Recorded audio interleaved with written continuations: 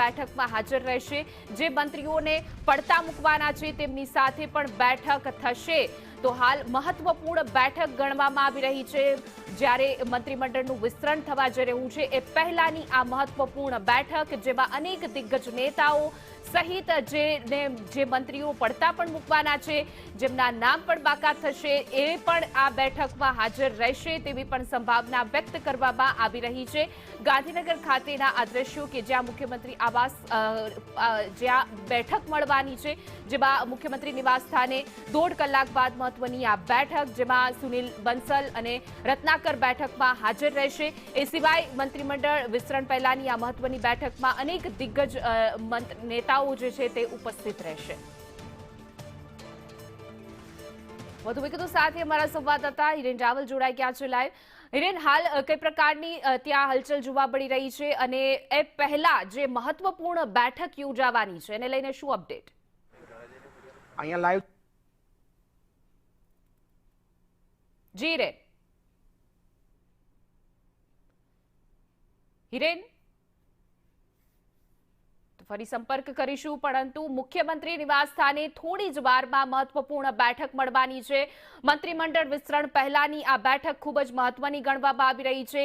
ભારતીય જનતા પાર્ટીના અનેક દિગ્ગજ નેતાઓ આ બેઠકમાં ઉપસ્થિત રહેશે। સાથે જ એ મંત્રીઓ જેમને પડતા મૂકવાના છે એ પણ આ બેઠકમાં ઉપસ્થિત રહેશે। અને ગાંધીનગર ખાતેના દ્રશ્યો કે જ્યાં હલચલ તેજ જોવા મળી રહી છે, સુનિલ બંસલ અને રત્નાકર સહિતના ભારતીય જનતા પાર્ટીના દિગ્ગજ નેતા આ બેઠકમાં ઉપસ્થિત રહેવાના છે।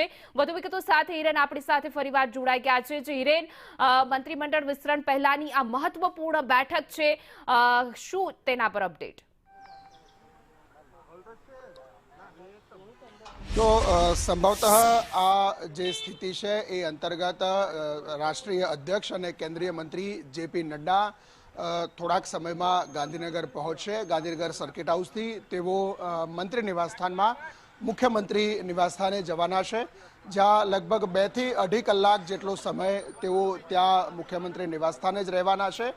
એમાં જે માહિતી મળી રહી છે તે અંતર્ગત તેઓ મુખ્યમંત્રી સાથે, પ્રદેશ પ્રમુખની સાથે પણ મુલાકાત કરશે। સંગઠન મહામંત્રી રત્નાકર સાથે પણ એટલે એ બેઠકમાં હાજર હશે। એક શક્યતા એ પણ છે કે કેટલાક સિલેક્ટેડ ધારાસભ્યોને ત્યાં બોલાવવામાં આવ્યા છે, અથવા તો વર્તમાન સરકારના મંત્રીઓ છે એમને ત્યાં આમંત્રણ આપવામાં આવ્યું છે। જો કે ધારાસભ્યો આ અંગેનું હજી સુધી કોઈ કન્ફર્મેશન નથી આપી રહ્યું। મંત્રીમંડળમાં જેનો સમાવેશ થવાનો છે એવા કેટલાક નામો છે કે જે પ્રબળ શક્યતાઓવાળા છે, એમને પણ હજી આ અંગેની કોઈ સૂચના આપવામાં નથી આવી।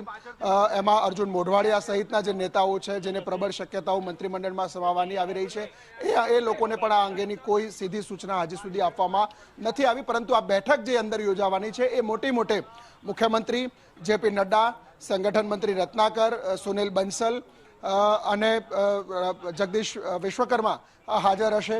આવતીકાલના જે નવું મંત્રીમંડળ છે એ નવા મંત્રીમંડળના નામો અને એને આખરી ઓપ આ બેઠકની અંદર મોટે ભાગે આપવામાં આવશે તેવી માહિતી મળી રહી છે। એ બેઠક પૂરી થયા પછી, એટલે કે 9 વાગ્યા પછી જ નવા મંત્રીઓ જેને શપથ લેવાના છે એવા લોકોને ફોન મારફતે સૂચના આપવાની શરૂ થશે। જીરેન, આ બેઠકમાં કયા મંત્રી હશે કે પછી નવા જેમને શપથ લેવાના છે એ કોઈ હોઈ શકે છે? શું છે એના વિશે અપડેટ? જો તે અંગેની કોઈ સ્પષ્ટતા હજી સુધી ભારતીય જનતા પાર્ટી અથવા તો મુખ્યમંત્રી કાર્યાલય અને સરકાર તરફથી કરવામાં નથી આવી કે આ બેઠકમાં કોણ હાજર રહેશે। શક્યતા એવી છે કે કેટલાક સિલેક્ટેડ નેતાઓને બોલાવવામાં આવ્યા છે।